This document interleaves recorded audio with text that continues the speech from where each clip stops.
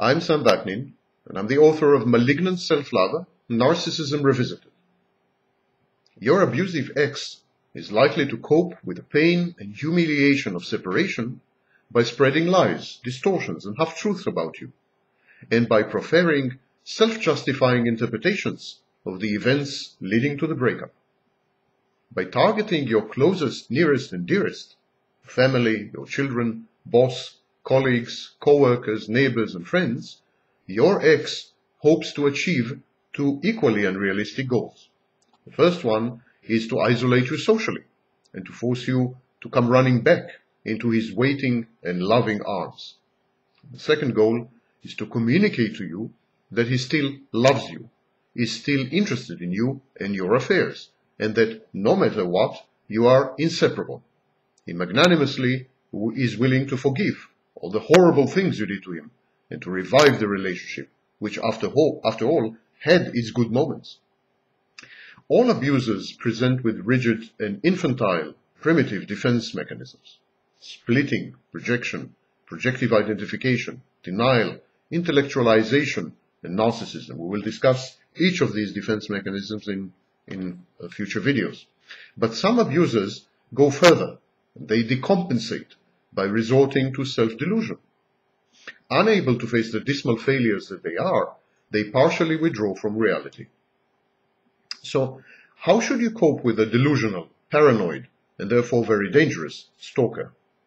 It may be difficult, but the first thing is turn off your emotions. Abusers prey on other people's empathy, pity, altruism, mercy, nostalgia, and tendency to lend a helping hand. Some stalkers punish themselves, drink to excess, commit offenses and get caught, abuse drugs, have accidents, fall prey to scams, or entertain suicidal ideation. They do all these self-destructive and self-defeating acts in order to force their victims to pity them and to get in touch with them. The only viable coping strategy is to ignore your abusive ex. Take all necessary precautions to protect yourself and your family. Alert law enforcement agencies to any misbehavior, violence, or harassment on his part. File charges and have restraining orders issued, but otherwise avoid all gratuitous interactions. Here is a short list. Be sure to maintain as much contact with your abuser as the courts, counselors, mediators, guardians, or law enforcement officials mandate, but only as much as they mandate. Do not contravene the decisions of the system. Work from inside the system to change the judgments, evaluations, or rulings, but never rebel against them. Never ignore them. You will only turn the system against you and against your interests. Still, with the exception of the minimum mandated by the courts, decline any and all gratuitous, unnecessary contact with the narcissistic or psychopathic abuser and stalker. Do not respond to his pleading, romantic, nostalgic, flattering, or threatening email messages. Return all gifts he sends you. Refuse him entry to your premises. Do not even respond to the intercom. Do not talk to him on the phone. Hang up the minute you hear his voice, while making clear to him in a single, polite, but firm sentence that you are determined not to talk to him.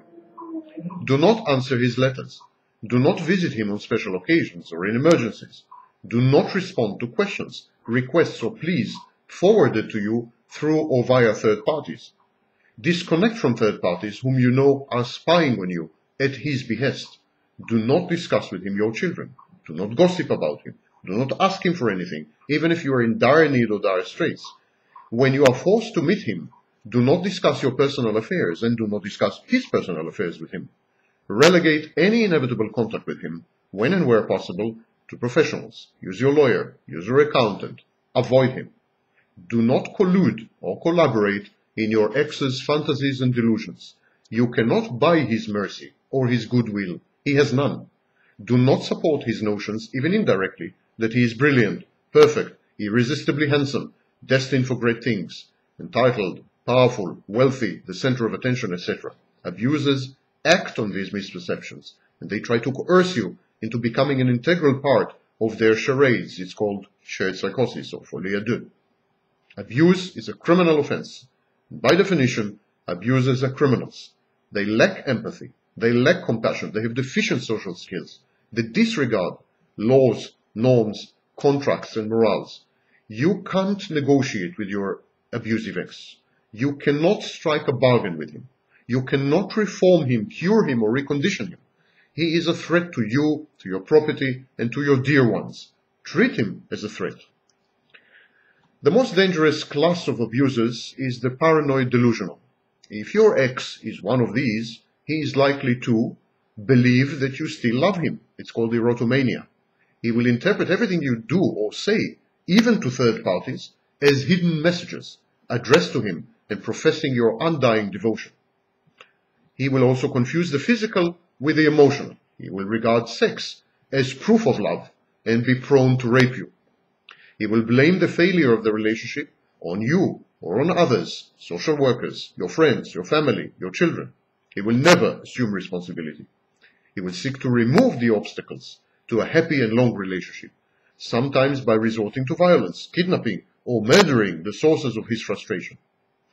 He will be very envious of your newfound autonomy, and he will try to sabotage it. He will reassert his control over you. For instance, he will break and enter into your house. He will leave intrusive messages on your answering machine. He will follow you around. He will appear suddenly in your workplace, and he will stay outside in a stationary car observing your home.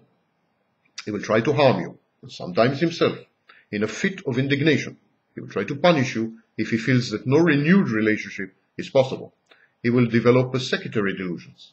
He will perceive slights and insults where none are intended. He will become convinced that he is the center of a conspiracy to deny him and you happiness, to humiliate him, to punish him, to delude him, to impoverish him, to confine him physically or intellectually, to censor him, to impose on his time, to force him to action or to inaction, to frighten him, to coerce him, to surround and besiege him, to change his mind, to part with his values, to victimize, or even to murder him. These are all persecutory delusions.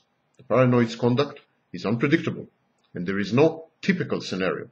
But experience shows that you can minimize the danger to yourself and to your household by taking some simple steps. We will discuss these steps in a future video. Stay tuned.